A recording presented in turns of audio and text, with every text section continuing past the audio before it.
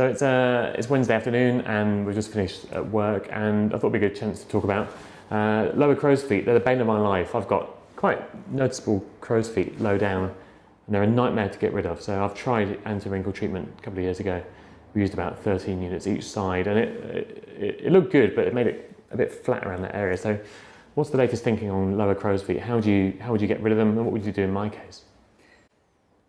The way that I approach it, you really need to individualize the treatment, and what works for one person is not necessarily going to work for someone else. So I think the important thing is to work out what's causing the crow's feet. And in the younger demographic, it would tend to be muscle activity, whereas you're not old, but you're old enough. I'm 38 now, so late 30s. You're on your way. Yeah.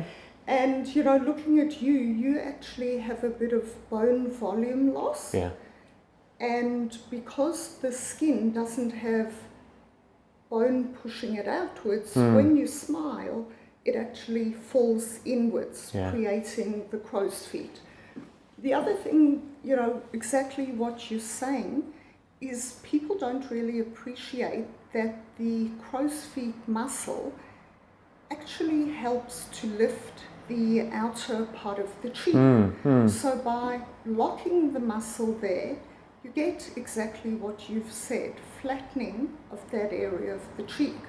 So when you smile, you would have noticed the chipmunk effect, where the cheek doesn't lift. So the only place for the cheek tissue to go is forward, and that gives you that bulgy, less than good look. And I think I noticed that personally. I think if I look at the camera and go towards the camera,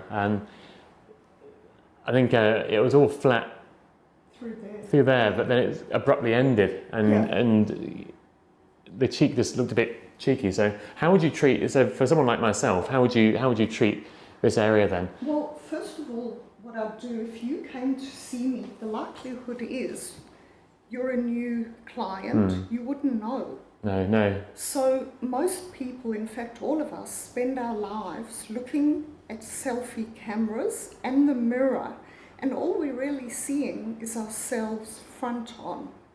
And you don't always appreciate that you've got flattening even before the crow's feet injections.